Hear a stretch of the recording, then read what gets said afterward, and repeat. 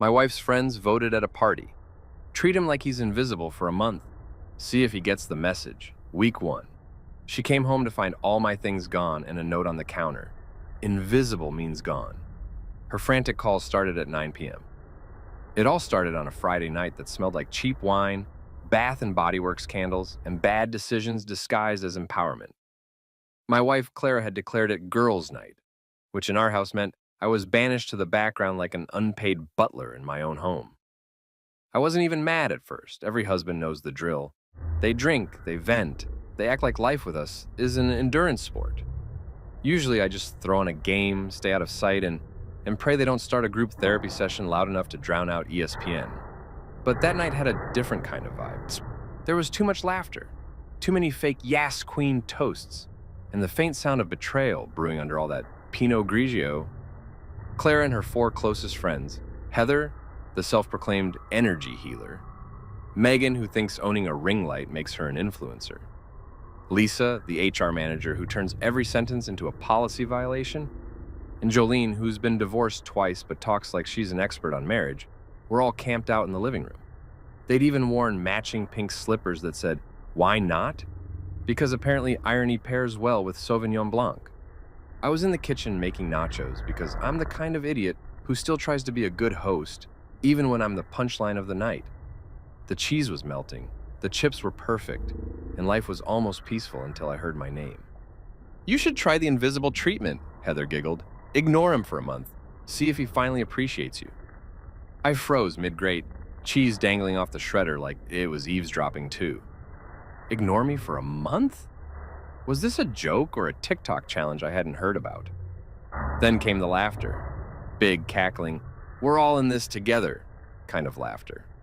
And right in the middle of it, Clara's voice, clear as day, tipsy but deliberate. "Okay, let's vote." There was a pause. The kind that comes before bad ideas get officially approved by people with nothing to lose. Then, yes. Yes. Oh, hell yes. And one reluctant, "I don't know, that seems kind of mean." 4-1. The motion passed.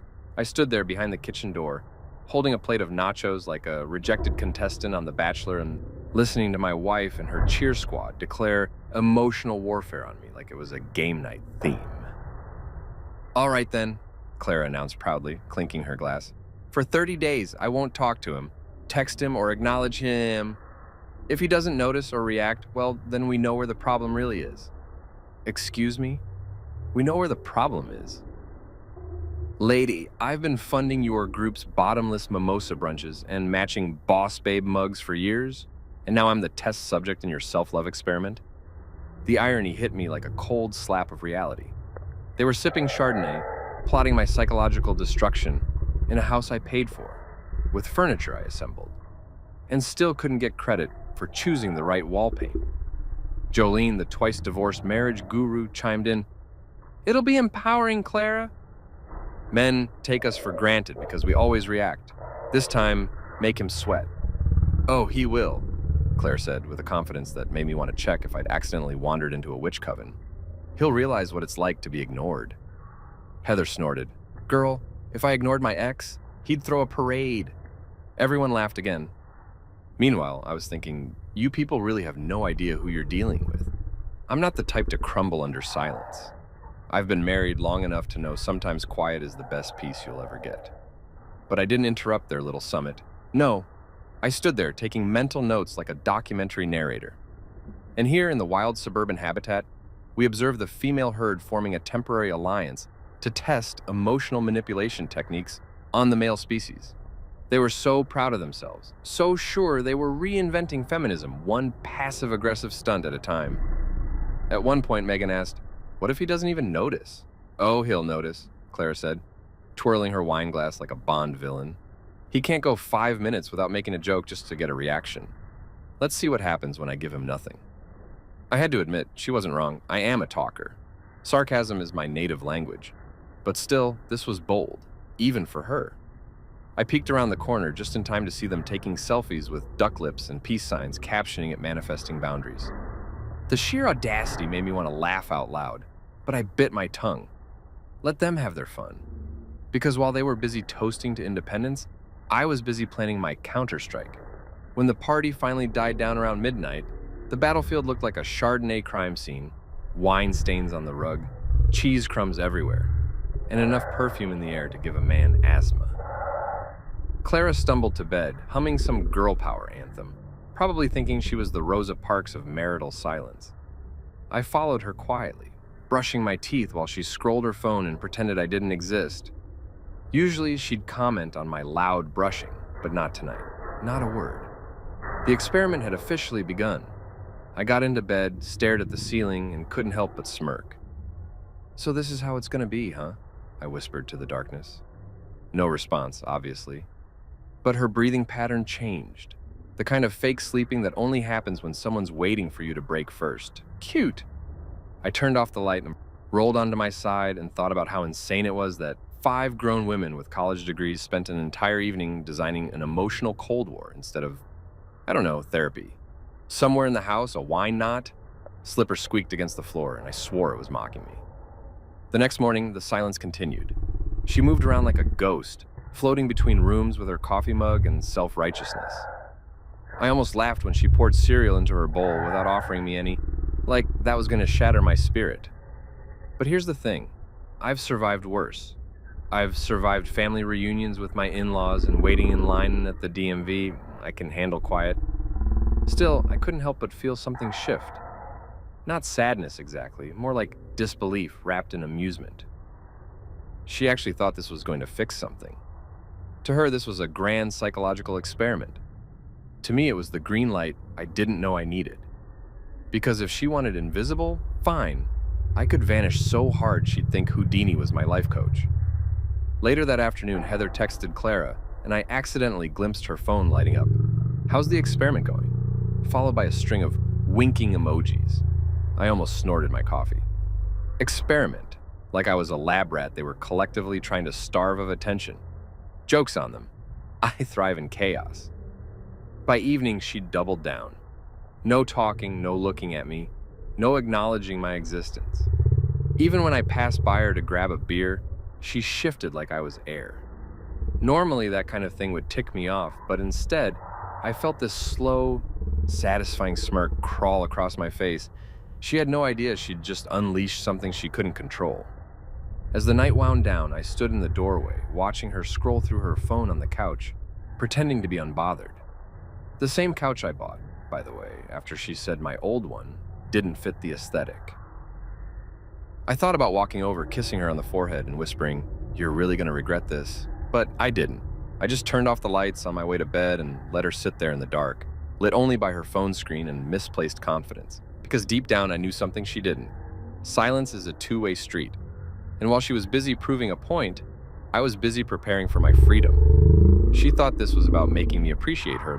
What she didn't realize was that it was about to make me remember myself. So yeah, that's how the party vote went down. A bunch of tipsy women sitting around my living room, turning my marriage into a science project while wearing matching slippers and giggling like high schoolers. I didn't crash their party. I didn't say a word. I just stood there, nachos in hand, thinking, "Congrats, ladies. You just declared war on the man who pays for your spa coupons." And for the first time in a long time, I felt something that had been missing for years. Anticipation. They thought they were voting for control. They had no idea they'd just nominated me for revenge. The next morning, I woke up to the sound of absolute nothing. No good morning, no, "You forgot to close the toothpaste cap again," no sound of coffee being brewed, just silence. The kind of silence that feels intentional, like someone muted your life for dramatic effect. At first, I thought maybe she was just in a mood. Maybe she slept wrong or realized she'd ordered the wrong shade of yoga mat again. But then it hit me. The experiment had officially begun. The Invisible Husband Initiative, courtesy of Clara and her little council of wine witches, was now live. I glanced at her side of the bed. Empty, perfectly made, like a hotel room that had been checked out of emotionally. The woman was committed. She'd left before me, and the faint smell of her expensive hair product lingered in the air like a taunt. I got out of bed, stretched, and muttered to myself, "All right, Houdini, let's see if you can handle your own magic trick." By the time I made it to the kitchen, Clara was already there, dressed in her "I'm pretending to have it together" athleisure outfit. Leggings, messy bun, the whole suburban warrior look. She was making coffee, her back to me, scrolling on her phone. Normally, she'd glance over and give me one of those "don't talk to me until caffeine hits" nods. Not today. I said, "Morning," loud enough to shake the fridge magnets. Nothing, not even a flinch. She just took her mug, turned, and glided right past me like I was a hologram. I watched her sit down at the dining table, legs crossed, flipping through her tablet like some queen ignoring the help. That's when I realized this wasn't just a one-off mood swing. This was the ghosting challenge in full swing. And it was working. Not emotionally, but physically. I could feel her silence like fog in the air, dense and smug. "All right, Clara," I muttered. "You want invisible? You'll get the deluxe package." I decided to play along, but on my terms. I started by making pancakes, loudly.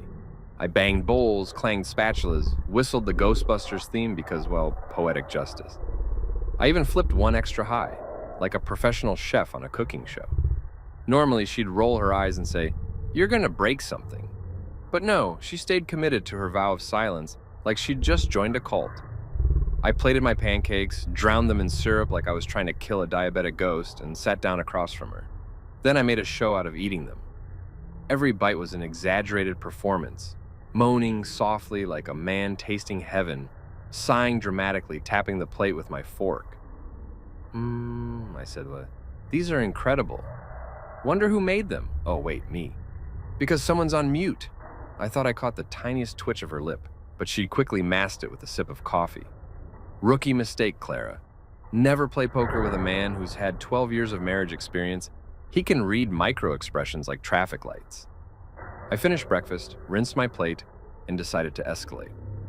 "I'm heading out later," I said, watching her eyes stay fixed on her tablet. "Thinking of buying a motorcycle. Maybe a Parrot, too. Name it after you, since it'll ignore me the same way." No response. She just adjusted her ponytail like she was in a shampoo commercial. By lunchtime, I was actually kind of impressed. Her commitment level was Olympic tier. She floated around the house in perfect silence, cleaning, folding laundry, organizing her self-help books that I'm pretty sure she's never opened past chapter 1. Every now and then, I'd drop a line just to see if she'd crack. "Hey, should I burn dinner or you want to take that honor tonight?" Nothing. "Thinking of inviting your mom over. She always brightens the mood." Nada. The woman could have been training for the CIA. But two could play that game. If she was turning this into an experiment, then I was about to become her worst test subject. Around mid-afternoon, I started my countermove, strategic irritation. I cranked up the music. Nothing crazy, just a little classic rock, the kind she calls dad noise. I sang along, off-key and proudly. Then I left cabinet doors slightly open, every single one. The kitchen looked like a poltergeist had moved in. When she went upstairs to shower, I switched her almond milk with real milk. Yeah, petty, I know, but this was psychological warfare. If she wanted a ghost, I was going to haunt her with minor inconveniences until she started questioning her sanity. When she came back down, towel on her head, she grabbed her smoothie and took a sip. The look on her face was priceless, a mix of confusion and betrayal. She glanced at the carton, then back at the glass. I waited for a reaction. Nothing. Just a tiny, dignified glare before she tossed it in the sink. I could practically hear her internal monologue screaming, "Don't give him the satisfaction." At that moment, I realized how far she was willing to go for this stunt. She wasn't just ignoring me. She was performing it. It was method acting. And the thing about method acting is it consumes you. She didn't notice that the house felt colder, emptier. She didn't see the irony of preaching emotional awareness while literally pretending her husband didn't exist. By evening, the silence started to feel like an unwanted roommate. The house was too quiet, the kind that makes every clock tick sound like a hammer. I sat on the couch flipping channels, muttering commentary like a sports announcer just to fill the void. And here comes Clara, the reigning champion of selective hearing, approaching the finish line of apathy. Nothing. She scrolled her phone unfazed. At one point, I caught her glancing at me, just for a second, that flash of curiosity when you wonder if your target's breaking yet. I smiled. "You blinked," I said. "That's communication, technically." "You lose." She got up, walked to the bedroom, and slammed the door. Not too loud, just enough to say, "You're not funny." That's when I knew I'd gotten under her skin. The rest of the night was me cooking dinner, humming obnoxiously, and pretending life was totally normal.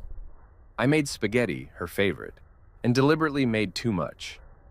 Then I plated mine beautifully and ate it right in front of her closed bedroom door, narrating each bite like Gordon Ramsay on a talk show. Perfect al dente. Pity some people can't taste this level of greatness because they're busy practicing mime. Still no reaction. But I heard the faintest groan from inside. Progress. Later, when I crawled into bed, she was lying on her side facing away from me, clearly wide awake. Normally, I'd reach out, maybe kiss her shoulder, say something dumb like, "You smell like cinnamon and drama." But tonight, I just lay there, staring at the ceiling fan, letting the silence stretch. It was strange how peaceful it felt. I wasn't angry, more entertained than anything. For years, I'd been the talker, the fixer, the guy who'd say, "Let's just talk it out." Now, for the first time, I didn't have to, and that realization hit harder than expected. She thought she was teaching me a lesson about appreciation, but all she was doing was showing me how easy it was to live without the noise. Without the constant, "Did you pay this bill?" or "You never noticed my hair." Don't get me wrong, I loved Clara once, deeply, but love doesn't mean signing up to be someone's emotional science project. As I drifted off to sleep, I couldn't help but whisper, "Fine, you want invisible? You'll get David Copperfield on steroids." The next morning, I woke up before her and made breakfast again. Pancakes, extra syrup, the same showy performance as yesterday. But this time, it wasn't to get her attention. It was to remind myself that I didn't need it. She thought I'd cave in, beg for conversation, start apologizing for crimes I didn't commit. Instead, I found something dangerous brewing inside me, peace mixed with amusement. When she finally came down, still silent, still pretending not to notice me, I looked up from my plate, smiled, and said casually, "You know, this might be the best week of my life." And for the first time since the party, she almost cracked. Her jaw clenched, her nostrils flared, the universal sign of female fury suppressed for dignity's sake. I savored it like dessert. She turned, stormed off, and I thought, oh, this is gonna be fun. 'Cause day one of her ghost experiment hadn't broken me. It had awakened me. I wasn't the test subject anymore. I was the control group that decided to burn the lab down. By Monday, the silence in the house had aged like bad cheese, stale, funky, and impossible to ignore. Day one had been amusing, like watching a toddler hide behind the curtains and thinking you couldn't see their feet. But day two, it was theater. Clara was fully in character now, floating around like some tragic Victorian ghost who used to own the estate and was doomed to haunt it forever. She'd perfected the art of the silent sigh, the meaningful glance, and the "I'm too evolved for your petty human presence" aura. And me? I was the audience that refused to clap. The first real test of my patience came that morning. I'd misplaced my favorite blue shirt, the one that made me look halfway decent in work meetings, and asked, "Hey, you see my shirt?" Normally she'd yell from another room, "In the laundry basket where you left it like a grown toddler." But not this time. She walked right past me, hair perfectly curled, face set like she'd taken a solemn vow to out-zen the Dalai Lama. No reaction, not even a raised eyebrow. I could have burst into flames in front of her, and she probably would have called it character development. That's when I realized she wasn't just ignoring me, she was thriving on it. She'd turned our home into a stage for her experiment, and I was the unwitting participant in her silent TED Talk about emotional awareness. I decided to give her performance some competition. If she wanted to act like I didn't exist, I'd become the most entertaining ghost she'd ever encountered. I started small, tiny, haunting acts. I left kitchen drawers half open, rearranged her skincare products so the labels faced backward, replaced her almond milk, again, with regular milk, and hid the TV remote in the freezer. Nothing too crazy, just enough to make her question reality in small doses. The trick to psychological warfare isn't chaos. It's subtlety. You don't make someone snap, you make them wonder if they're snapping on their own. By noon, the house was quiet except for the sound of her typing away at her laptop. Clara worked remotely for a marketing firm, which meant she spent 80% of her time on Zoom pretending to enjoy other people's ideas. I made myself a sandwich, sat across from her, and loudly crunched chips while scrolling my phone. Every bite echoed like gunfire in the silence. I could see her nostrils flare just slightly. Progress. "Want one?" I asked, holding out the bag. She didn't look up, but I caught the faintest twitch in her temple. A micro-frown.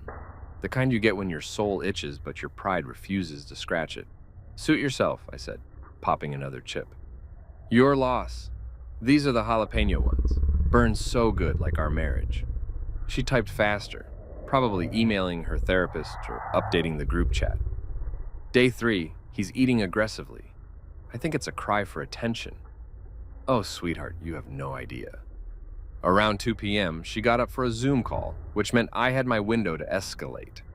I snuck into her home office, replaced her fancy ergonomic chair with one of the old squeaky ones from the garage, and adjusted her desk lamp so it pointed directly into her eyes. Then, I left the room and waited in the kitchen with a beer, listening. "Hi, everyone," she chirped, overly sweet. Squeak! The chair betrayed her immediately. She shifted. Squeak again. It was glorious. I could practically hear her brain melting behind that professional smile. She muted herself. Mid-meeting, probably cursing under her breath. That's when I texted her, "Your ghost is watching." She looked at her phone, saw the message, and froze. For a split second, her eyes flicked toward the kitchen doorway where I was standing with the world's most innocent grin. Then she rolled her eyes, deleted the message, and went back to pretending I was a hallucination. I saluted her silently and took another sip of beer. She was good. I'll give her that. That night, the ghosting reached level 2, psychological Cold War. I'd been cooking dinner, steak medium rare, because I still had standards. And when I brought the plate to the table, she already had her salad ready, sitting across from me. She didn't look up, didn't even pretend. We sat there like two contestants on a reality show called Who Will Crack First? The only sounds were the sizzle of the steak and the delicate crunch of her kale leaves. At one point, I looked straight at her and said, "You know, I read somewhere that couples who eat in silence tend to resent each other less." Nothing. I leaned in, but I'm pretty sure it was written by someone divorced twice. Her fork froze for half a second. I smiled. Touché, huh? She finished her salad, stood up, and took her bowl to the sink. No words. Just the click of ceramic against stainless steel. Then she walked upstairs, back perfectly straight, dignity on full display. I almost applauded. When she disappeared from view, I exhaled and muttered, "Well, congratulations, Clara. You're officially the world champion of petty commitment." I leaned back in my chair and took in the silence. The house felt hollow, like it had been drained of color. For a brief second, I wondered if this was what loneliness felt like. Then I remembered. This wasn't loneliness. This was liberation disguised as discomfort. She thought she was teaching me a lesson about appreciation, but what she didn't realize was that I was quietly writing my exit plan between bites of dinner and spoonfuls of cereal. I started to see her differently that night. Not the woman I married, but the one she'd become. Always right, always righteous, always surrounded by a committee of yes women who told her she was a goddess for not speaking to her husband. It was both absurd and sad. Somewhere between her book clubs that never finished books and her yoga retreats that somehow required luxury hotels, Claire had replaced connection with performance. So, I started documenting everything. I'm not talking about filming or journaling like a lovesick poet. No, I took mental notes. Her patterns, her reactions, or lack thereof. It was almost fascinating how much energy it took to pretend indifference. She had to constantly not look at me, not talk, not acknowledge. Imagine how exhausting it must be to pretend you don't care while secretly waiting for me to break. That's when the first real crack appeared. Late that night, I was brushing my teeth when I heard her phone buzz in the bedroom. Normally, she'd check it immediately. Claire's phone was like a fifth limb. But she hesitated this time. Then curiosity won. She grabbed it, glanced at the screen, and sighed. I pretended not to notice, but my brain filed that away. The group chat had probably gone quiet.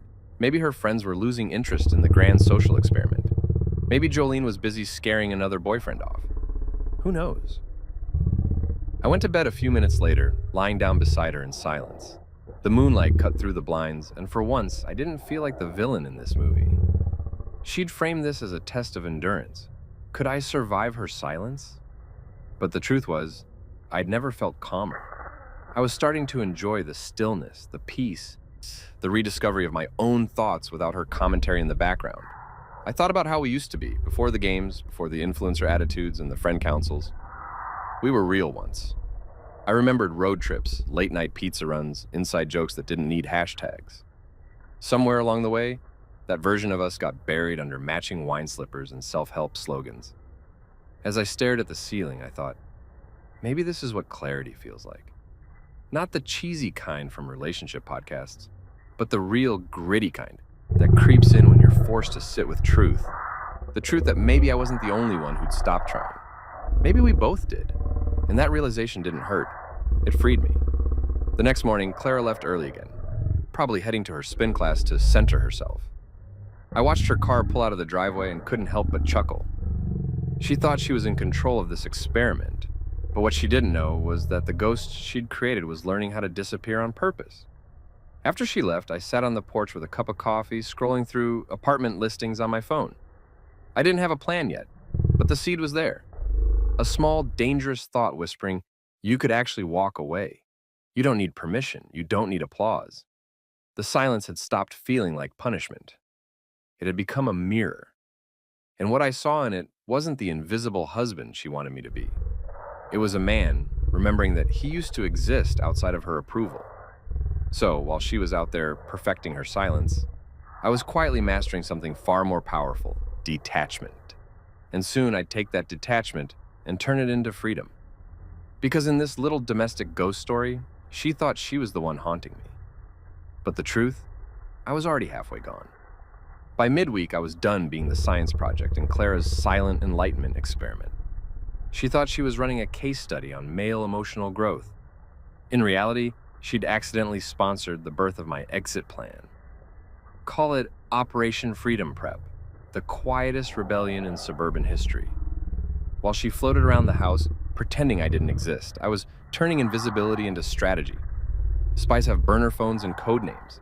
I had spreadsheets and a Google Drive labeled miscellaneous tax documents, which, if the IRS is reading this, was a lie so harmless it should qualify as a charitable act. The morning it began, I woke up before sunrise. Clara was still asleep, wrapped in her comforter like a burrito of emotional detachment.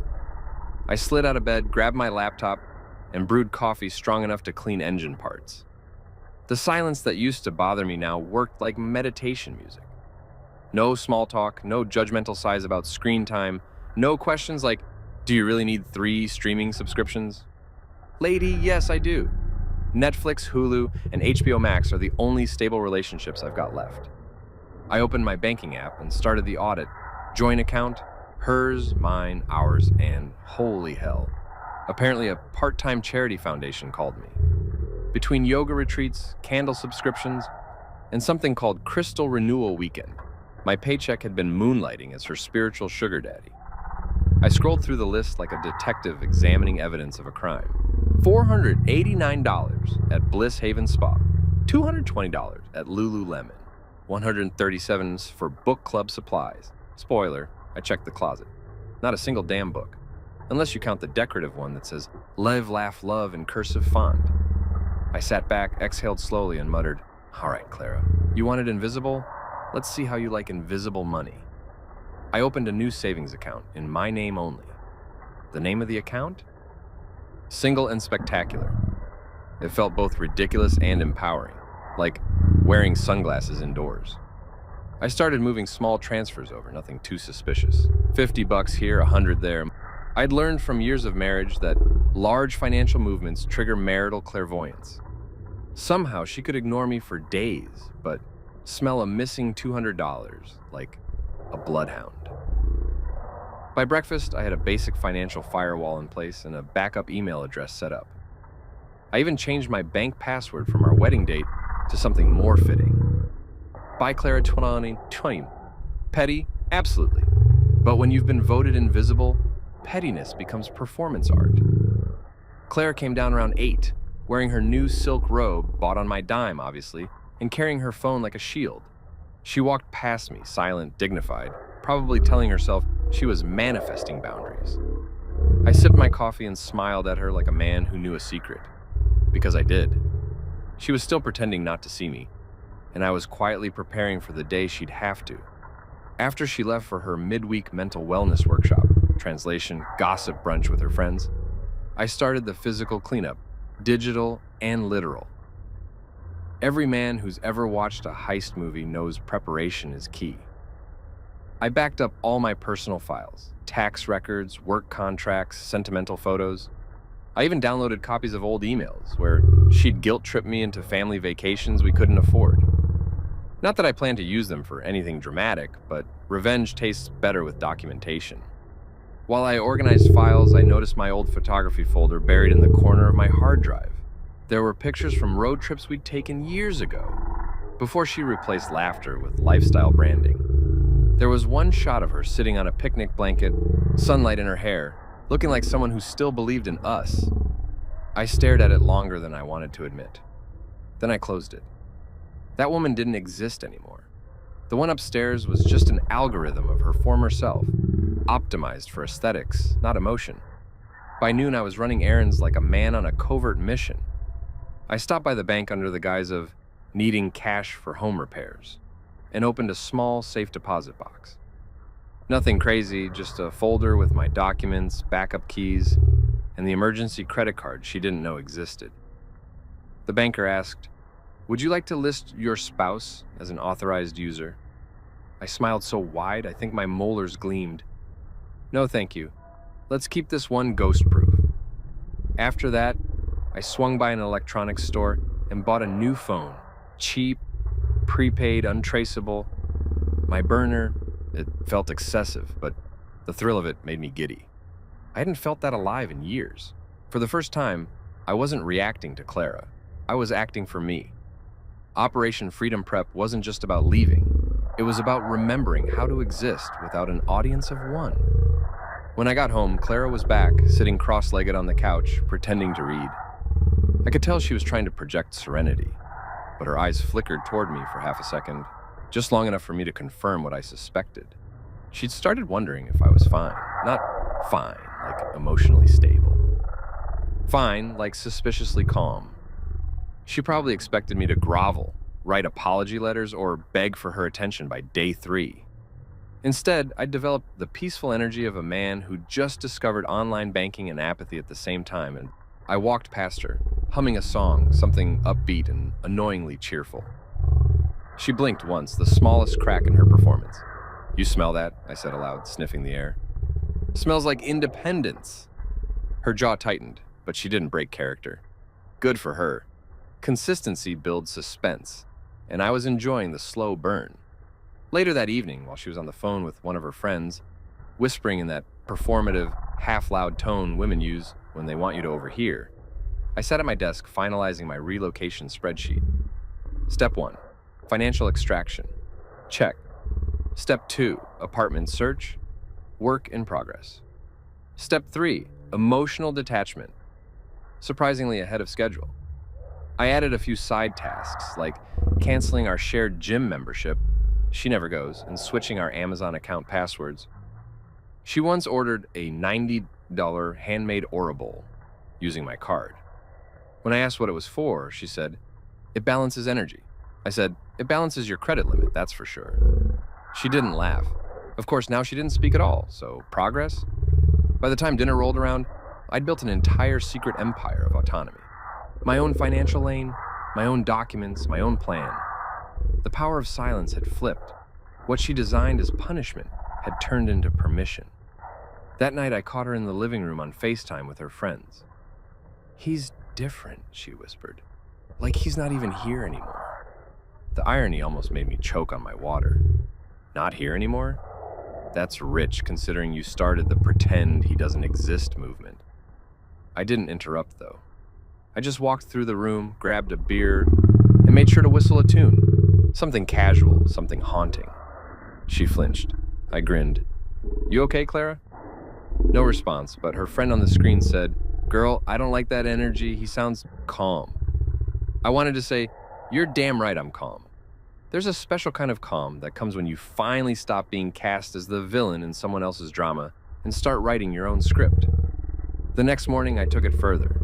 I cleared out the junk from my office closet, the stacks of her unused yoga mats, the half-assembled treadmill she swore she'd use after the holidays. I packed my old camera gear into boxes.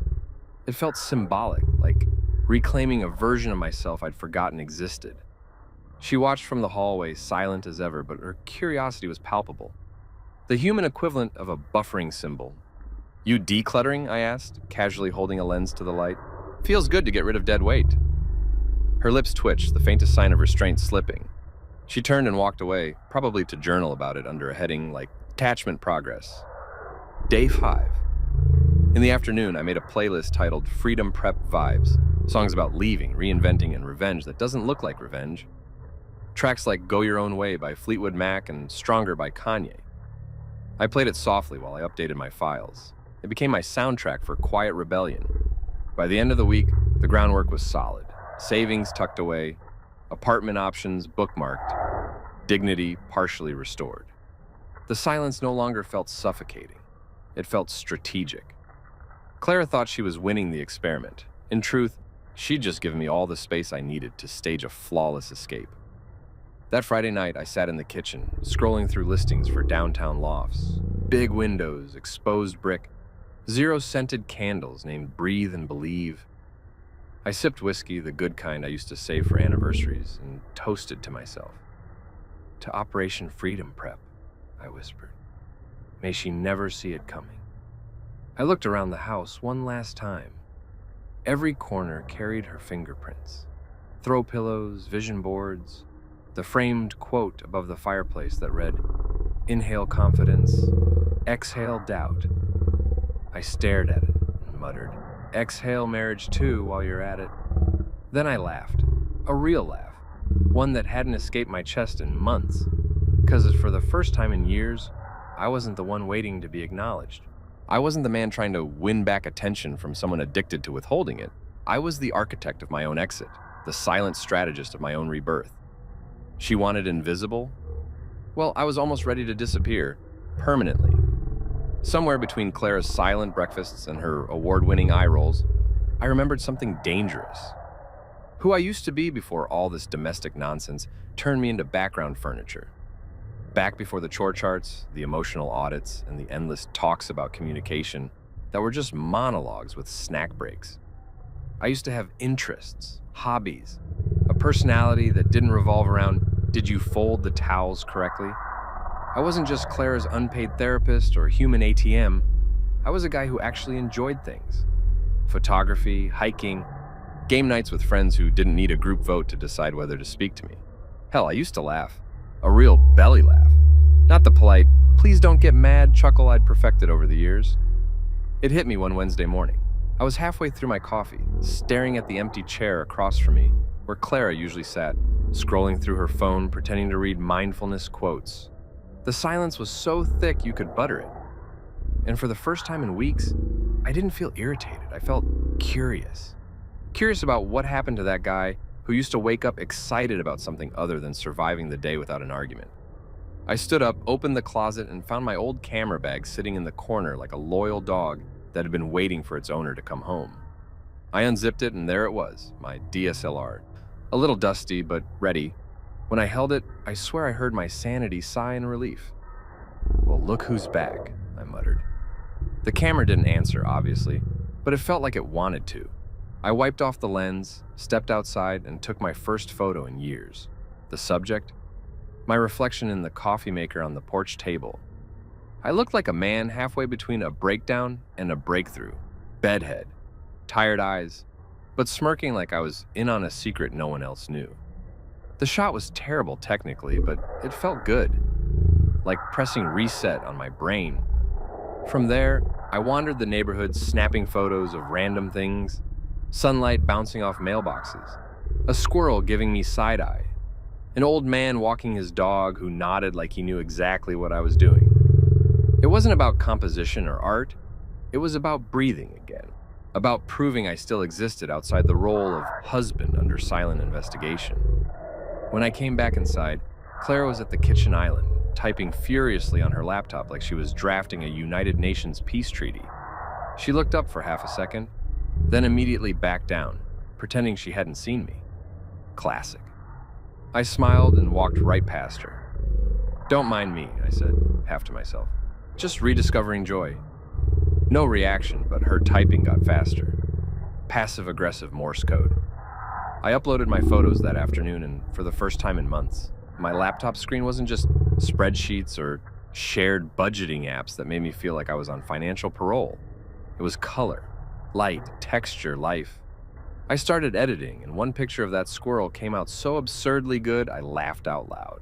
A real laugh. Not one of those short, safe ones that don't echo in the house. Claire peeked from her office door for half a second, confused by the sound of happiness that didn't require her involvement. Later that evening, I posted a few shots online, just for fun. Nothing fancy, just a caption that read, "Getting back to basics." Within an hour, an old buddy from college, Ethan, commented, "Bro, you still alive?" I replied, "Barely, but the ghost is plotting his resurrection."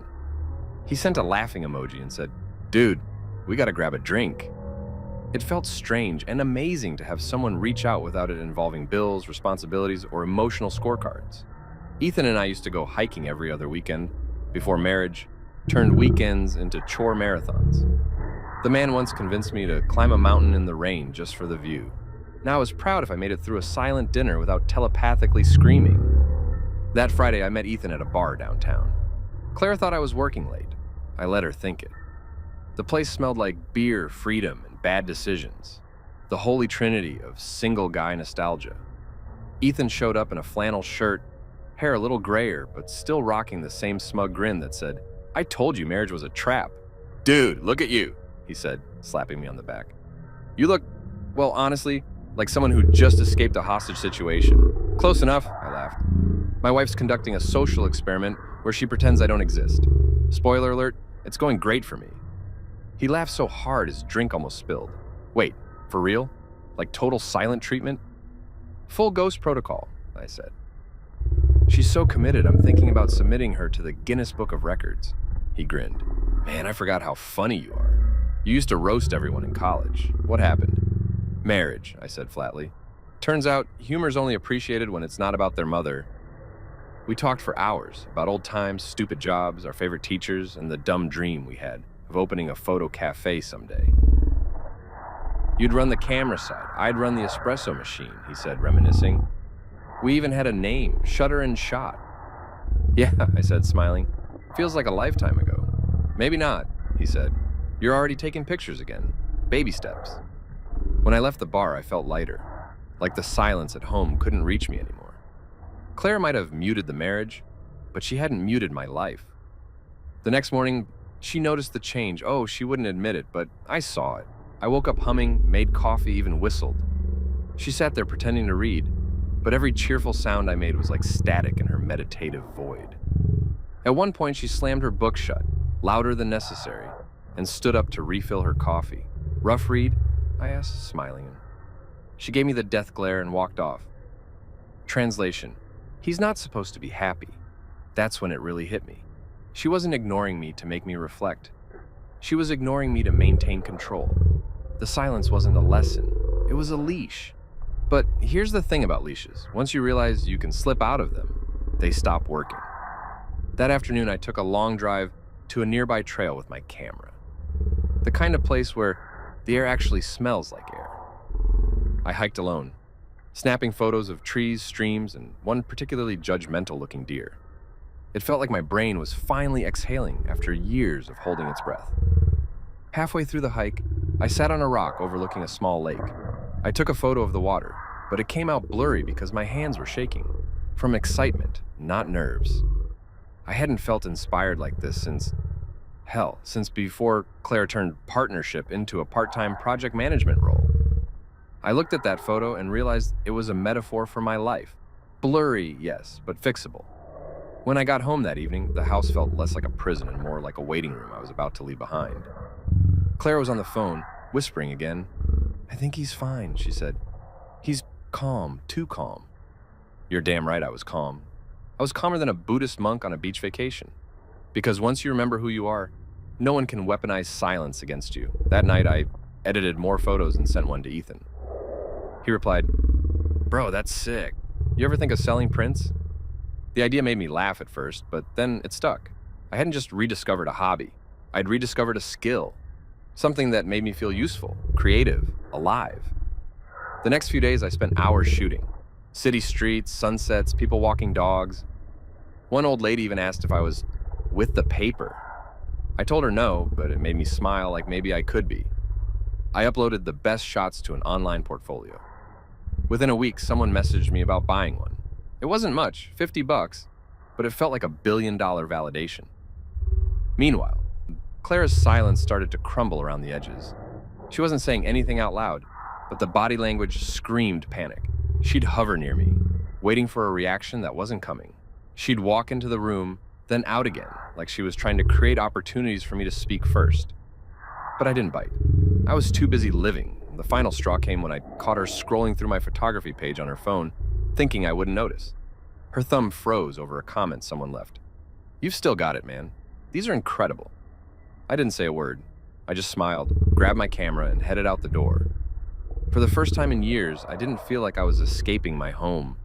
I felt like I was walking towards something real, something mine. The air felt fresher, the sky looked bluer, and even the sound of my car starting felt like applause. That's when I knew. This wasn't just a phase. This was the beginning of my comeback. I wasn't the invisible husband anymore. I was the man who'd remembered how to exist outside the suffocating radius of someone else's ego. And damn, did it feel good to be back. By the time Friday rolled around, I'd gotten used to the peace. The house was quiet, my camera was getting regular exercise, and my sense of humor had made a miraculous comeback from the dead. I was thriving in the ruins of marital silence, like a plant growing through concrete. But apparently the universe, or maybe Claire's group of Chardonnay philosophers, wasn't done testing me. Because that night, the signs of the apocalypse started showing up.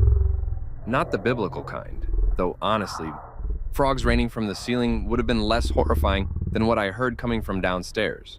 Claire's friends. Again. Now, don't get me wrong, I have nothing against women hanging out and drinking wine. What I do have a problem with is when said hangout doubles as a propaganda rally where my name is the unofficial drinking game. Every time someone said, "He doesn't get it," they'd take a sip. Every "you deserve better," they'd finish the glass. It was basically the Clara Liberation Olympics, and I was the uninvited villain. I was upstairs editing photos, headphones on, feeling productive. When I heard the doorbell, my stomach sank. There was only one species of visitor that rang our doorbell, that confidently on a Friday night, tipsy moral support. Within minutes, I could hear heels clicking, laughter echoing, and that familiar chorus of, "Oh my God, Clara, you look amazing." Translation: "You look the same, but we're polite." I peeked out the window and saw the lineup: Heather, Megan, Lisa, and Jolene, all clutching bottles of wine like emotional support animals. "Great," I muttered. "The coven has convened." I debated sneaking out the back door, but decided against it. No, not this time. Let them have their little summit. I'd stay upstairs, mind my business, and enjoy the show from above. So I sat back at my desk, camera in hand, editing the contrast on a photo of a tree that, ironically, looked like it was flipping someone off. Fitting. But then I heard my name again. Always starts the same way. Low, whispered, conspiratorial. "So, how's the experiment going?"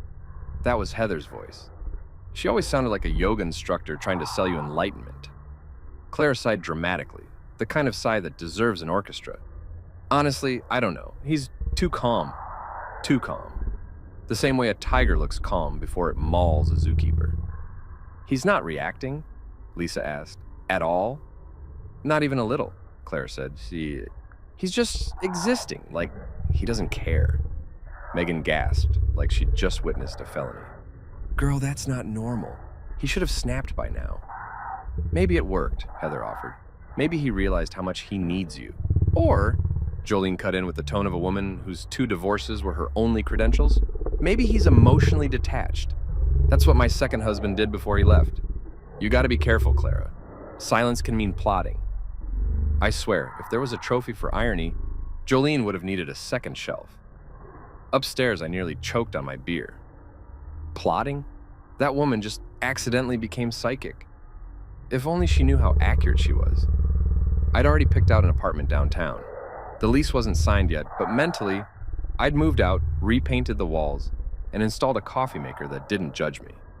I heard the sound of another cork popping, followed by the collective ah of cheap wine hitting expensive glassware. Then Heather said, "Well, at least you're staying strong. Most women would have caved by now." "Yeah," Megan chimed in. "You're so brave." Brave for ignoring her husband? Please. I wanted to lean over the banister and shout, "She's not on the front lines of emotional warfare. She's just refusing to say good morning." But I didn't. Instead, I took another sip of my beer, because staying quiet while being insulted in your own house is a skill you master over time. Kind of like holding in a sneeze during church. As the night went on, their laughter grew louder, sloppier, more self-congratulatory. The conversation shifted from relationships to astrology. Lisa said she refused to date Geminis ever again because they were emotionally unpredictable. I wanted to yell, "Lisa, you married a guy named Brad who runs a pyramid scheme. Maybe it's not the stars." Around 10 p.m., I heard Heather's voice again. "So, do you think it's working? The silent treatment?" There was a pause. Then Clara said something I'll never forget. "I thought it would, but he's not reacting the way I expected. It's like he's fine without me." The room went quiet for a second. I could practically feel the energy shift. Then Jolene said, "Oh, honey, he's bluffing. Men always act calm before they crumble. Give it time." Oh, Jolene, bless your bitter little heart. I wasn't bluffing. I was renovating my life. I leaned back in my chair, staring at the ceiling, smiling to myself. It was wild to think this all started because of a girls' empowerment night. Now, weeks later, Clara was sitting downstairs, realizing her little social experiment had backfired. She'd tried to make me invisible, but all she'd done was highlight how replaceable she'd become in my daily routine. I heard them clink glasses again, probably toasting to growth or feminine energy or whatever new slogan their favorite podcast told them to worship this week. Meanwhile, I opened a real estate website on my laptop and refreshed the listings for downtown apartments, and that's when I saw it, the perfect one. Corner unit, exposed brick, floor-to-ceiling windows, and just enough square footage to fit my camera setup and ego comfortably. Rent wasn't cheap, but neither was my peace. I clicked request viewing, took another sip of beer, and whispered, "This one's for you, Silence." I don't know how long their party went on, but at some point, I heard Megan snort laugh and someone spill wine on the rug. Claire squealed in fake annoyance, "Be careful, this carpet was expensive." I rolled my eyes so hard I saw my soul leave my body. "Yeah," I muttered, "and so is your therapist, but we all make bad investments." By midnight, the laughter turned into giggles, the giggles into whining. I heard the sound of a bottle rolling across the floor, followed by Heather slurring, "Clara, you're like glowing though. This is good for you. Good for her. Sure, like arsenic tea." They finally left around 12:30. I stayed upstairs, silent as a sniper, waiting for the front door to close. When it did, Clara sighed, the long, tired kind. For once, it didn't sound angry. It sounded confused. Maybe she was finally realizing that silence was easier to weaponize than to live in. I peeked through the banister just enough to see her sitting alone on the couch, surrounded by half-empty glasses and women's magazines promising 10 ways to manifest love. She looked smaller somehow, like the armor had slipped. Her phone buzzed, probably one of her friends texting, "You did great tonight." She didn't respond, just stared at the wine in her glass like it held answers. For a brief second, I almost felt sorry for her, almost.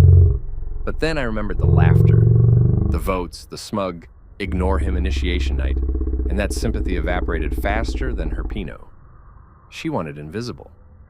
I was just giving her the deluxe version. I went back to my desk, opened my messages, and found an email from the leasing agent about the apartment. Viewing available Tuesday at noon. I grinned. Perfect. I typed back, "Confirming appointment. Let's make it happen." When I finally crawled into bed, Clara was already there, pretending to sleep. I could tell by the uneven breathing, too dramatic to be real. I stood there for a moment, watching her back rise and fall, thinking how strange it was that two people could but live inches apart and be galaxies away. I whispered, "You're right, Clara.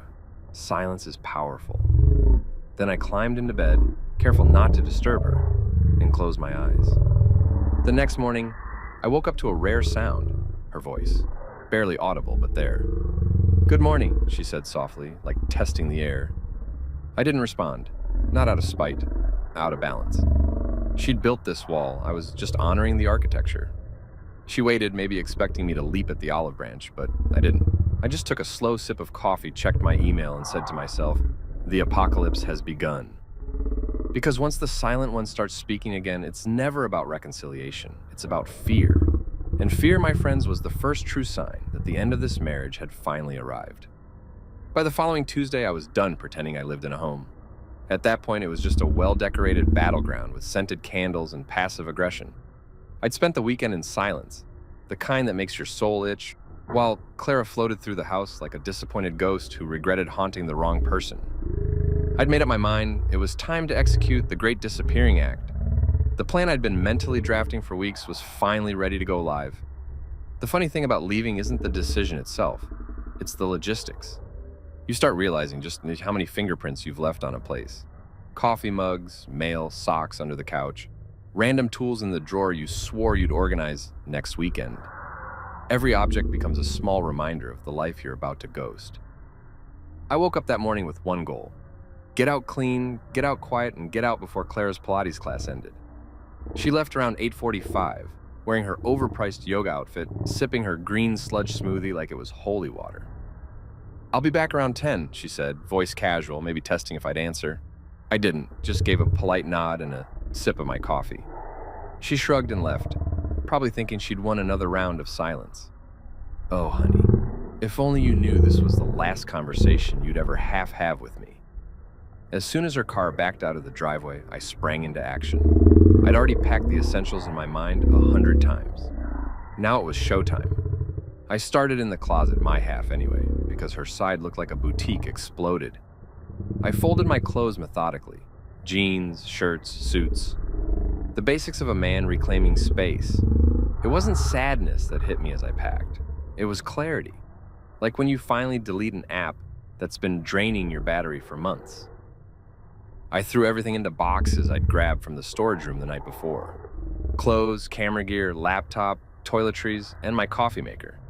Because if I'm starting a new life, caffeine's coming with me. I paused at my dresser looking at the framed wedding photo. We were smiling back then, genuinely, naively, stupidly. I picked it up, stared for a few seconds, then set it face down in the drawer. Some memories don't deserve wall space. Next came the important stuff, documents, chargers, that extra debit card I'd hidden behind the emergency flashlight, which, by the way, had never seen an emergency outside of bad lighting. I found one of Clara's old gift boxes and started stacking small valuables inside. Watches, cufflinks, my passport. When you're planning an escape, you start realizing how little you actually need. And then came the bittersweet part, my camera. That thing had seen more of my emotions than any human being had in the last decade. I carefully packed each lens into its foam slot and whispered, "Don't worry, buddy. We're going somewhere with better lighting." By the time the clock hit 9:20, I had a dozen neatly sealed boxes and a strange sense of calm. I wasn't nervous, just focused. I felt like a heist movie protagonist, except instead of stealing diamonds, I was stealing back my sanity. I called the moving company I'd scheduled under the name D. Hale because Merritt was still too traceable to joint paperwork. "We're set?" I asked. "Yes, sir," the guy replied. "Our driver's out front." "Perfect," I said. "And hey, maybe skip the honking, yeah? Let's keep it low-key." He chuckled. "Understood. Quiet getaway." "Got it." I walked outside, nodded at the driver, a guy named Luis with a friendly smile and zero curiosity, and helped load the boxes. We moved fast. It took 20 minutes tops. When the last box hit the truck bed, I looked back at the house. Every window looked the same, but I felt nothing. No attachment, no nostalgia, just relief. The kind that fills your lungs after you've been holding your breath for years. Before I left, I went back inside one last time. The house felt bigger now, emptier, echoing with the kind of silence that finally made sense. I stood in the kitchen, grabbed a sticky note, and wrote one final message. Not angry, not bitter, just factual poetry. Visible means gone. Thanks for the lesson. You wanted a ghost. You got one. I stuck it on the counter, right under the fruit bowl. She kept stocked for aesthetic purposes. I added the house keys on top, took a deep breath, and walked out the door without looking back. As I slid into my car, I turned the ignition and hummed the most fitting song that came to mind, Staying Alive by the Bee Gees. Yeah, it was dramatic. But after months of emotional taxidermy, I deserved a soundtrack. Driving away felt surreal. The street looked exactly the same, yet everything had changed. The trees waved like they knew something. The neighbors' sprinklers hissed judgmentally, but I didn't care.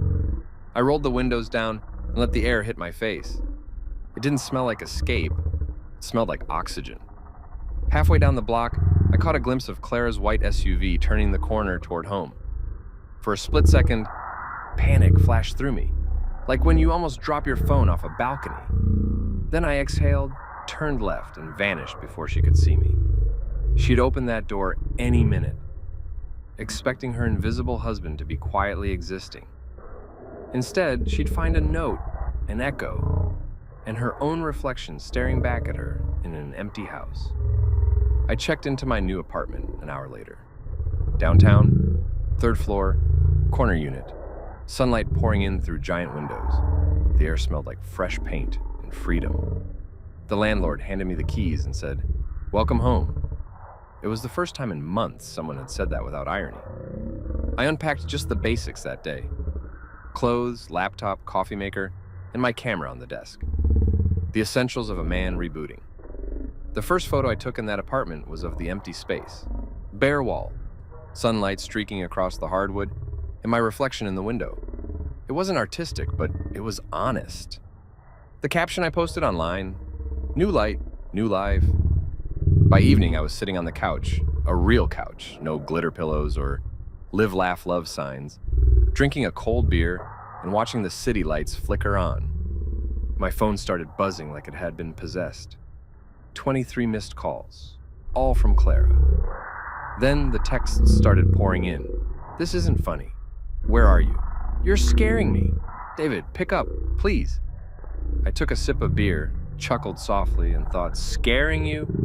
Lady, you voted for this horror movie." For a moment, I considered responding, maybe something polite, something neutral. Then I remembered her words from weeks ago. The laughter, the vote, the smug little game they all thought would teach me appreciation. And I decided no, she didn't deserve closure, she deserved irony. So I texted once, just one message. Not missing, just invisible. You started it. Then I blocked her number. Simple, surgical, freeing. The silence that followed wasn't empty, it was alive. No more tension, no more forced small talk, no more pretending I was the problem. For the first time in years, I wasn't walking on eggshells. I was walking on air.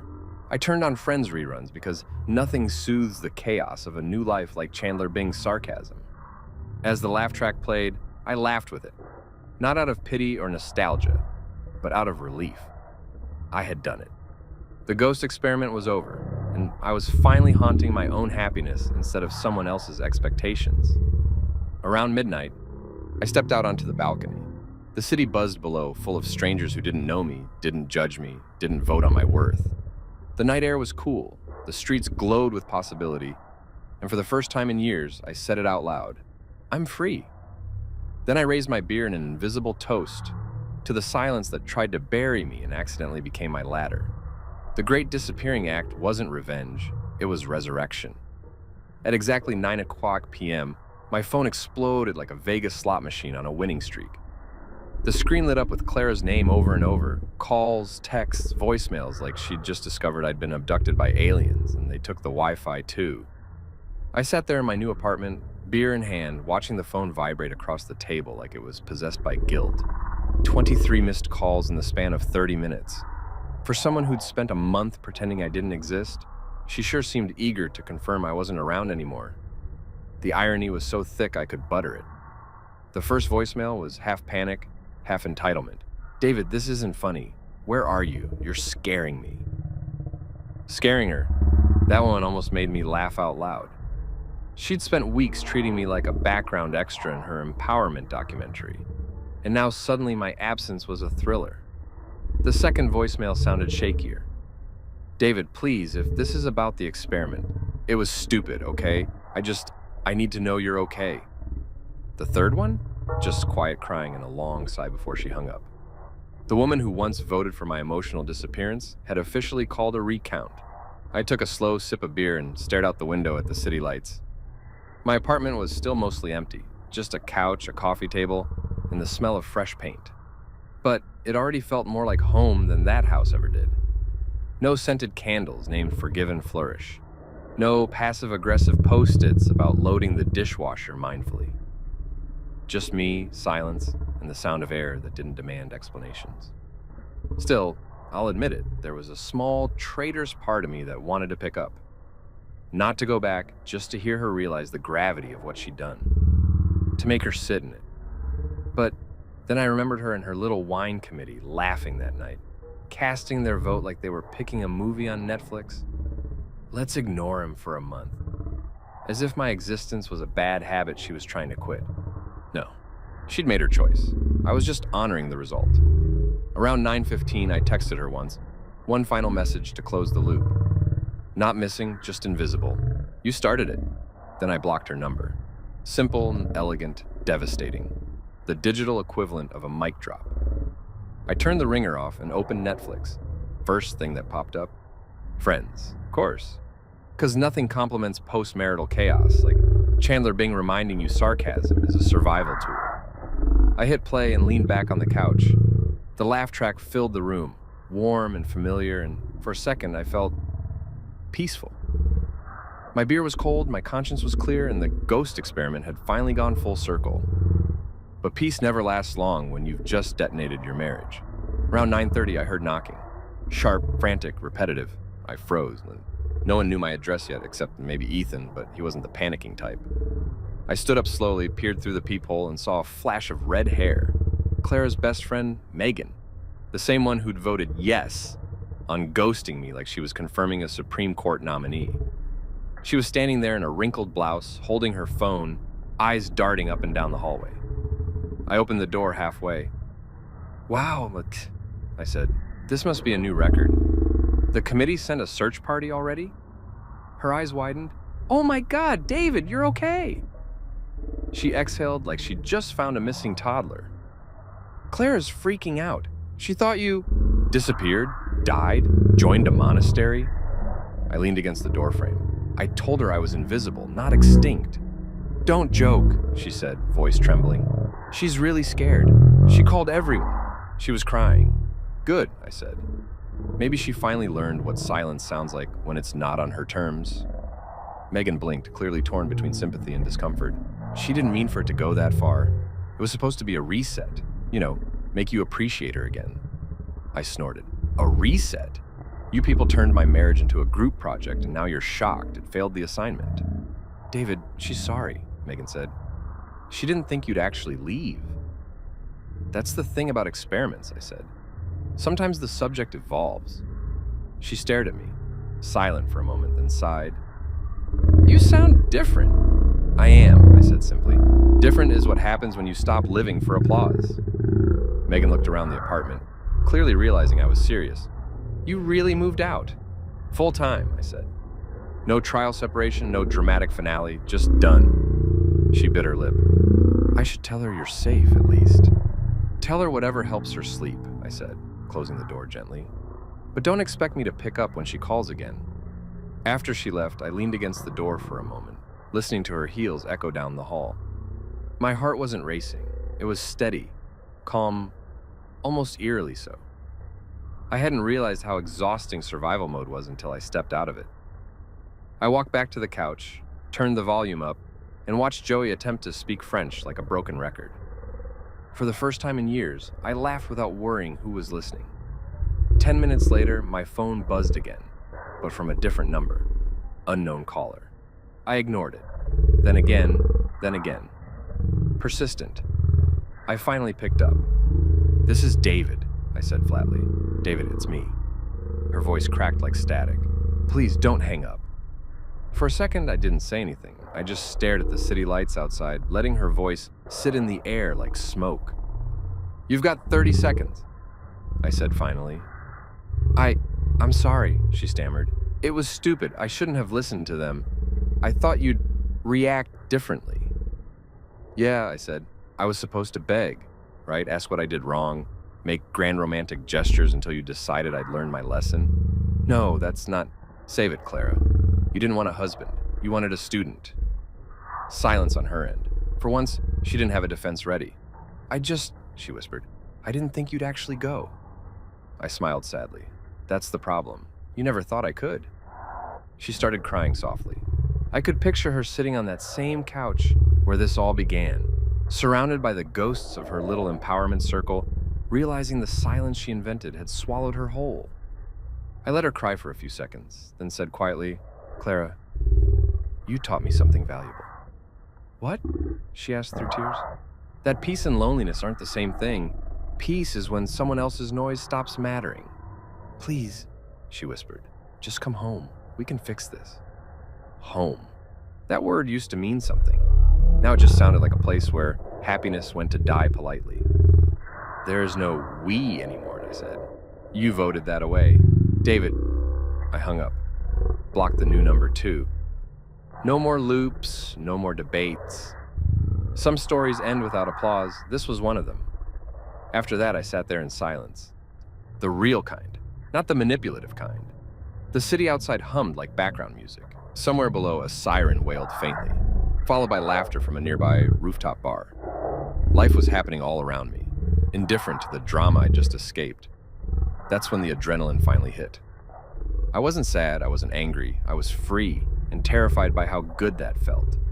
I grabbed my camera and stepped out onto the balcony. The streetlights flickered below, painting the road in golden shadow. I started snapping pictures, light trails of passing cars, the reflection of my face in the window, the faint blur of movement in the city that didn't stop for anyone's heartbreak. Every shot felt like a declaration. I exist, I am visible, and I'm done being someone's ghost. When I came back inside, I poured another beer and sat cross-legged on the floor. My phone was silent now. No calls, no texts, no interruptions. The absence of noise was almost sacred. For the first time since that ridiculous party vote, I felt like I was finally hearing my own thoughts. I thought about everything Clara had said, about the experiment, the regret, the apology that came too late. And somewhere deep down, under all the bitterness, there was something that almost resembled gratitude.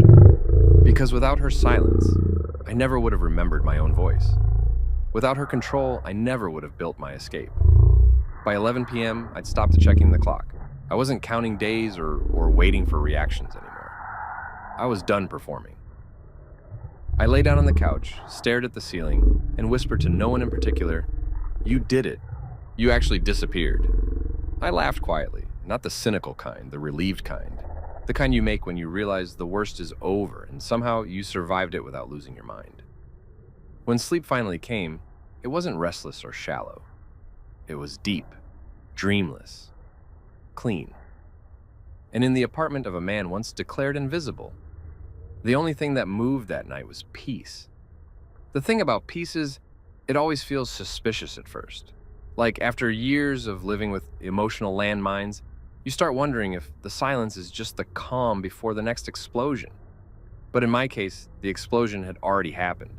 I'd pulled the pin myself. Clara's meltdown, the blocked numbers, the friend showing up at my door like she was auditioning for CSI Marriage Edition, all of it had passed. Now, there was just stillness, and damn, it was intoxicating. The first morning after my grand vanishing act, I woke up to sunlight hitting the walls instead of the sound of judgmental sighs. No one hovering in the kitchen pretending to meditate. No one reminding me to live with intention. I was free to live with coffee, that's the only intention I needed. I poured myself a cup, stepped onto my balcony, and took in the view. The city alive beneath me, car horns, construction noise, life. It was chaos, sure, but it was my chaos. I hadn't realized how loud peace could be until I heard it without Clara's curated quiet sitting on top of it. I snapped a photo of the skyline because apparently I'd turned into that guy who documents his healing journey one sunrise at a time. The caption I posted was simple: reconstruction phase. Within minutes, a couple of my buddies commented, "Damn, didn't know therapy could look this good." Speaking of therapy, Clara was definitely in some form of it. Voicemail therapy. My blocked call log was proof. Even when you block a number, your phone politely tells you how many times that person's tried to reach you, like some kind of digital gossip. 32 attempts in 2 days. I wasn't flattered, I was fascinated. The woman who had weaponized silence now couldn't stand her own echo. On the third day, an email came through. Subject line, "Please, just one conversation." It was from Clara, of course. The message started with, "I understand if you hate me," and ended with, "I still have your sweater." She wrote it like she was the tragic heroine of a romantic movie that had accidentally been downgraded to a documentary. I didn't respond. I just deleted it, poured another cup of coffee, and texted Ethan instead. "Bro, I think I'm accidentally thriving." He replied instantly, "Careful, that's how self-improvement starts." He wasn't wrong. The photography gigs started coming in faster than expected. Word spread online after I sold a few prints, and suddenly I had actual clients. One lady wanted me to shoot her French bulldog in natural light that conveys his emotional complexity. I charged her double just for using that sentence. At night, I started jogging again. I'd forgotten what it felt like to move for no reason. No fitness goal, no smartwatch tracking my worth, just me, music, and the city. The first run felt like shedding an old skin. The second one felt like revenge cardio. But as good as it felt, the universe still had a sense of humor. 1 week after disappearing, I ran into Clara's friend Lisa at a coffee shop. The HR one. She spotted me as I was waiting for my espresso and froze mid-sentence, like her brain was buffering. "David?" she said, like she'd just seen a ghost, which technically she had. I smiled. "In the flesh. Well, the reanimated flesh." "Oh my God, we've been worried," she said, touching her chest dramatically. "Claire said you vanished?" I interrupted. "Yeah, best decision I ever made." She blinked, clearly torn between reporting me to someone and asking for details. She's not doing well," Lisa said carefully. "Shocker," I replied. "Actions have consequences." "Who knew?" "She misses you," she said, like it was supposed to be profound. "She missed me while I was there too," I said. "Difference is, now it's quieter." Lisa frowned. "Don't you think maybe you could talk it out?" I laughed. "Talk? Lisa, these people held a vote to stop talking to me. You think I'm running for re-election?" Her face turned crimson. "That's not fair." "No," I said, cutting her off. "What's not fair is making someone feel invisible in their own house, and then crying when they actually disappear." She didn't have a comeback for that. She just nodded awkwardly and said, "I'll tell her you're okay." "Sure," I said, grabbing my coffee, "but make sure you tell her I'm better than okay. It'll ruin her day in a poetic way." By that evening, I was back in my apartment, editing a new batch of photos. Street shots this time, raw, gritty, alive. I didn't even realize what I was doing until halfway through. I was documenting freedom, the small things. A couple laughing at a bus stop, a guy feeding pigeons, the chaos of life that existed without permission. Clara used to say, "You're so distracted lately." Turns out I wasn't distracted. I was suffocating. Now I had oxygen and I was addicted. Around 10 p.m., I got a text from an unknown number. "Please just meet me once. No cameras, no sarcasm." I didn't respond. Sarcasm was my love language. Without it, I might as well be mute. Besides, she was too late. There's an expiration date on apologies, and hers had passed like spoiled milk. Instead, I called Ethan. "She's still reaching out," I said. He laughed. "You're famous, man. You ghosted your wife so hard you became folklore. I should get royalties," I said. "They can call the movie The Man Who Took Silence Literally." Ethan chuckled. "You're not going back, right?" "Not even for the dog," I said. "You didn't have a dog." "Exactly." The next morning, I woke up to find my photography account blowing up. Someone had shared one of my city shots on a local art page, and it got hundreds of likes overnight. The caption someone wrote under it said, "There's freedom in solitude." I couldn't have said it better myself. Funny how Clara spent years telling me to express myself, but only on her terms. as long as it didn't threaten her version of peace. Now here I was, finally doing it, and it had nothing to do with her.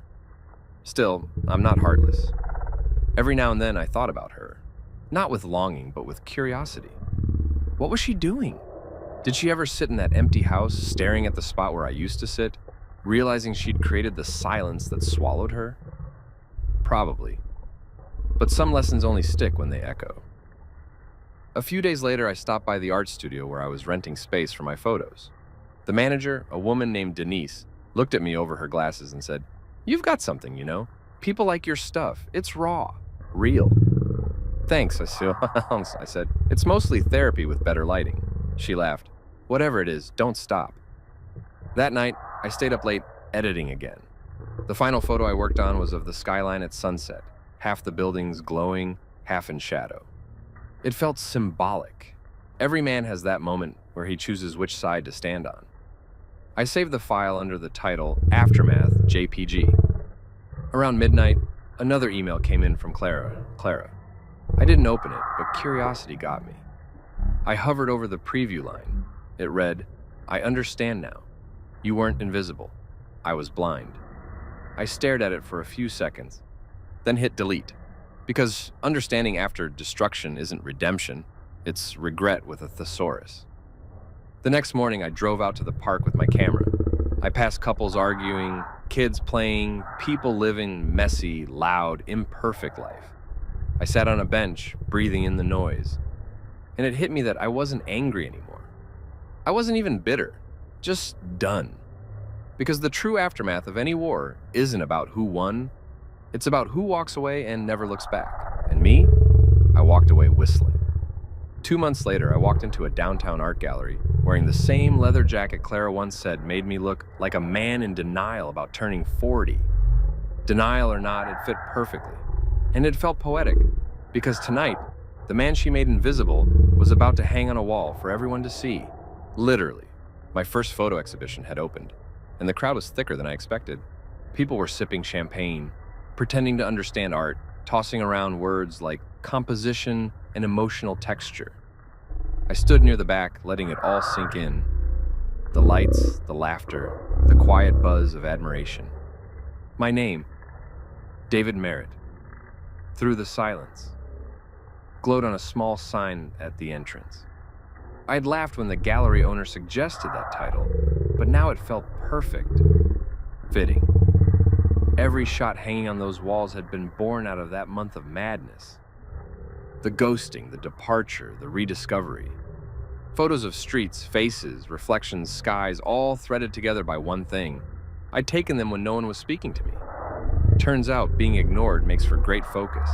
"Excuse me," a woman's voice said beside me. I turned to find a young reporter holding a notepad and a smile so bright it could power the room. "Are you the artist?" I smirked. "Depends on whether people are buying. If not, I'm just the guy who found his camera again." She laughed. "You've had a lot of people talking tonight. Your work feels personal. There's a loneliness to it, but also a kind of triumph." "Yeah," I said, swirling my drink. "That's the story of my life. Loneliness with good lighting." She chuckled, scribbling that down like it was profound. "And what inspired it?" I shrugged. "Silence." She looked up, confused. "Silence?" "Yeah, the kind where you stop talking to someone because you think it'll teach them a lesson, and instead it teaches you what freedom sounds like." She blinked, probably wondering if I was speaking metaphorically or clinically depressed. I smiled and excused myself before she could ask follow-ups. As I drifted through the crowd, I caught bits of conversation. "This one's haunting," someone said near a shot of a foggy bridge. "I love the loneliness in his cityscapes," another murmured. "I feel like he's telling a story we've all lived," said one more. They had no idea how literal they were. I sipped my whiskey and stared at my favorite piece, a black and white self-portrait in the reflection of a coffee shop window. My face half hidden behind the camera, city lights blurred behind me. The placard read, "Visible at last." That's when I heard her voice, soft, hesitant, too familiar. "David?" I turned, and there she was, Clara, standing a few feet away, looking like guilt in heels. Her hair was shorter now, her expression quieter, her eyes red-rimmed but deliberate. For a second, I wondered if she'd bought a ticket or snuck in through the ventilation system. "Clara," I said, calm as ever. "Didn't expect to see you here. No group vote this time?" She flinched, but she didn't walk away. "I heard about the exhibit," she said. "I had to see it. I didn't think you'd actually what?" I asked, sipping my drink. "Recover? Exist? Do something meaningful without you supervising?" She winced. "That's not fair." "Neither was ghosting me in my own house," I said. "But life's all about balance." She glanced at the photos, eyes tracing them with a mix of admiration and regret. "These are beautiful," she said softly. "I didn't know you still had this in you." "That's because you stopped looking," I said. She exhaled, voice trembling. "You really left?" "Physically, yes. Mentally, I left months before that." "I didn't mean to push you that far," she said. "It was stupid. I thought it would make things better, not what? Prove your point? Get your friends to clap for your bravery?" I took another sip and looked her dead in the eye. "You didn't just push me, Clara. You erased me. And then you were shocked when the eraser worked." She opened her mouth, then closed it. For the first time, she didn't have a script. "I miss you," she whispered finally. I smiled faintly. "You miss control. There's a difference." Her eyes filled with tears, but she didn't look away. "You think I'm the villain here?" "No," I said. "I think we both stopped trying. You replaced love with experiments. I replaced patience with sarcasm. The difference is, I grew out of mine." She swallowed hard, voice cracking. "So that's it? You won't even talk? After all those years?" "Clara," I said, setting my glass down, "you voted for silence. Majority rules." Her lips parted like she wanted to argue, but instead she just nodded slowly, a small, sad smile ghosting across her face. "You're different," she said. "That was the assignment, wasn't it?" I replied. For a long moment, neither of us said anything. The room buzzed around us, people admiring my photos, laughter bouncing off the walls. I'd once dreamed of her being proud of me. Now her approval felt irrelevant, like applause after the curtain had already fallen. Finally, she stepped closer. "I'm glad you found your voice again," she said quietly. "Even if it's not with me." I looked at her, really looked. There was sincerity there. Regret too, maybe. But it was the kind that comes too late, when the credits are already rolling. "So am I," I said. "It's amazing what you can hear once the noise stops." She nodded, wiped a tear, and turned to leave. For a second, I almost said her name. Not to stop her, just out of habit. But then, the gallery lights flickered softly, and someone nearby laughed, and I realized I didn't owe the past anything more than silence. After she walked out, I stood there for a while, staring at that self-portrait again. The man half in shadow, half illuminated. The version of me she never saw coming. People came up, complimented my work, asked about commissions. I smiled, thanked them, but my mind was somewhere else, somewhere peaceful.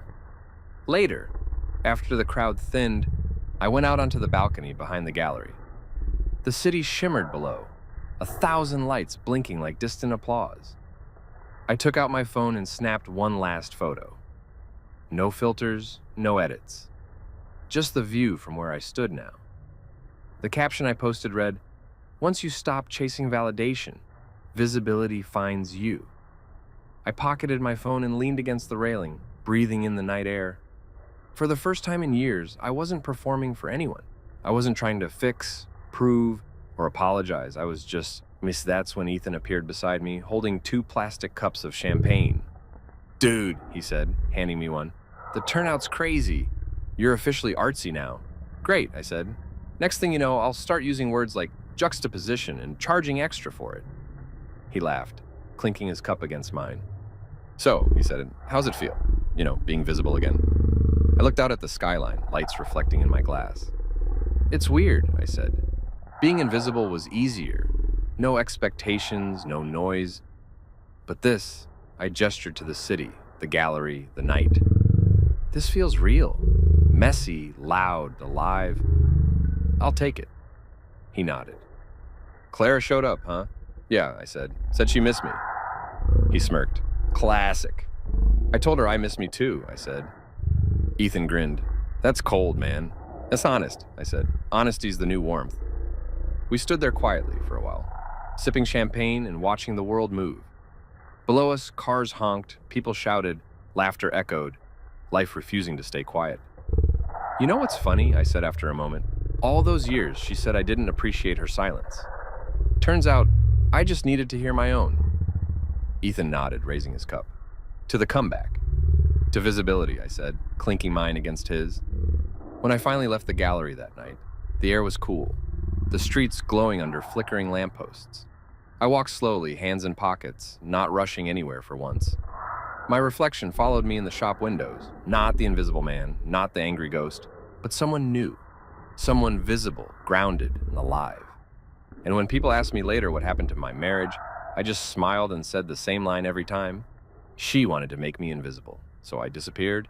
Best magic trick I ever pulled.